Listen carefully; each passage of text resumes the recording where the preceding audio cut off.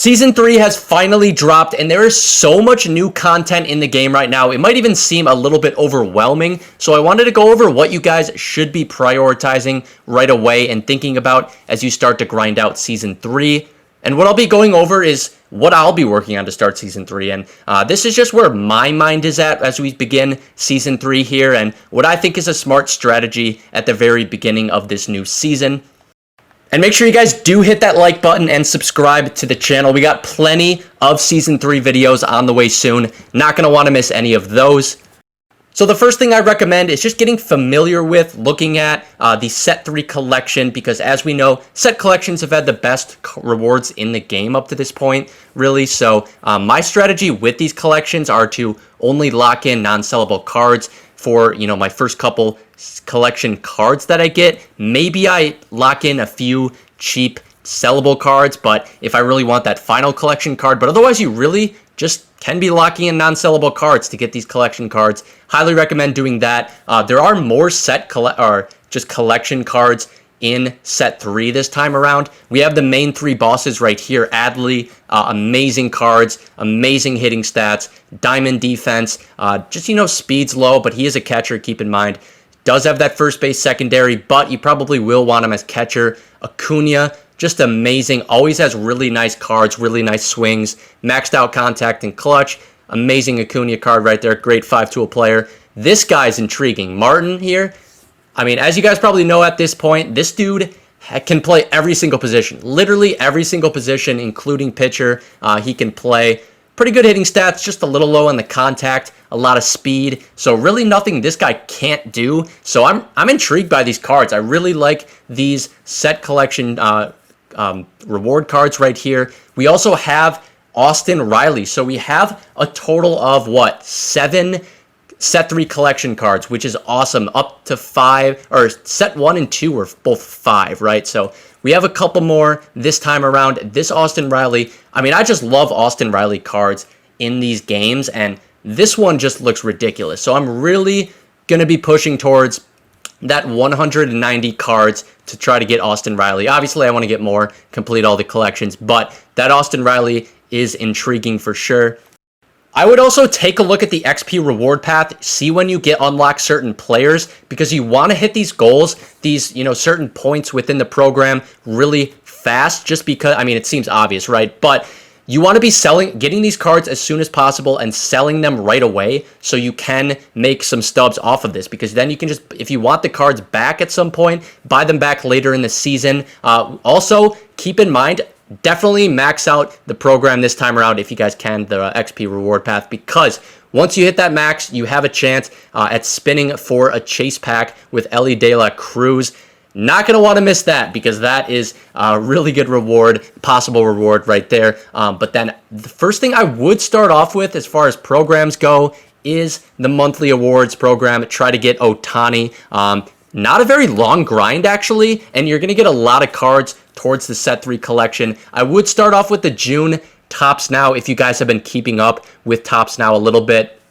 And if you guys have kept up with it, literally all you need to do are these 3 moments, none of the missions, no missions for this week, just 3 moments, and you're going to go ahead and be able to go back to the June monthly awards right here, go to the optional collection, collect all of these, and get 10 stars right off the bat, which will actually get you 4 players within the program, So not too bad right there. There is the optional exchange, which, I don't know, you guys can do if you have stubs and everything, but otherwise you don't really need to do it. I would do one of either the optional collection or the exchange, though, just to get the extra 10 points. But then they actually changed up the PXP missions this time around, so instead of each individual player having its own mission, they kind of condensed it down to, the entire, all the hitters, pitchers, etc., as you guys kind of saw right there. So yeah, pretty simple this time around. Only 100 stars in total to complete monthly awards, so not too bad right there. So once you guys unlock Ohtani, I would head over to Team Affinity. I will actually have a full video on Team Affinity coming soon, so pay attention to that. But I would start off with some of the exchanges. If you guys have stubs or cards stacked, just knock these out. This is really good progress. I would then do some of the moments and the showdown, because All of that is going to get you a really good start in these programs. Will get you, 2, 3, maybe even 4 cards from each of these divisions right here, which then you can put in your lineup and actually start grinding PXP for, progressing that way with some of the missions and stuff. So that's how I would attack Team Affinity in the very beginning. And I like Team Affinity a lot more this time around because we do have the new Team Affinity collection. So basically, all the cards you earn within the Team Affinity programs, you will be able to put into this program for some of these rewards. Not all of them are amazing. Matt Olson's fine. The other ones are kind of meh. Other than Jose Ramirez and also Corbin Carroll are going to be worth it, in my opinion. And I also think it's more important than ever before to grind Team Affinity 3, complete Team Affinity 3, because you're going to want Jose Ramirez and Corbin Carroll, but then also keep in mind that all of those Team Affinity cards are going to count towards progress in the set 3, collection, and you're really going to be killing 2 birds with 1 stone, right? Like, you're going to be getting these Team Affinity cards then they're going to go into the Team Affinity collection, set 3 collection. So Team Affinity, like I said, more important than ever to grind out and to complete. And I would highly suggest making Team Affinity pretty much your main priority that you should be grinding here not only at the start, but throughout the whole season. You guys can obviously do whatever the heck you want, but I would suggest staying away from packs. I mean, if you're going to open packs, I would just say like 175K bundle where you have a chance for pulling Elly De La Cruz. Just because he's going for so much, there's a little bit of upside with that at least. But otherwise, packs just are not worth it. So save your stubs. You're going to want to buy cards throughout this season, right? And more cards are going to be coming out for the All-Star break, All-Star game, Home Run Derby, and all that. So you're going to want to save some stubs, have some stubs on hand for cards you want to buy later.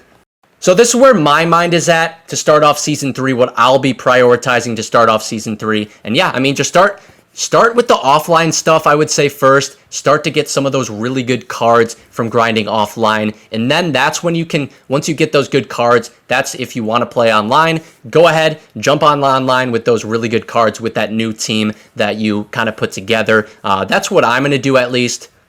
But otherwise, I hope you guys have fun with the Season 3 content, and let me know what cards you guys are most excited about using from Set 3. Otherwise, I'm going to have plenty of videos out, so make sure you guys are subscribed to the channel. But that'll be it for this one, guys. I appreciate you for watching. See you next time. Peace.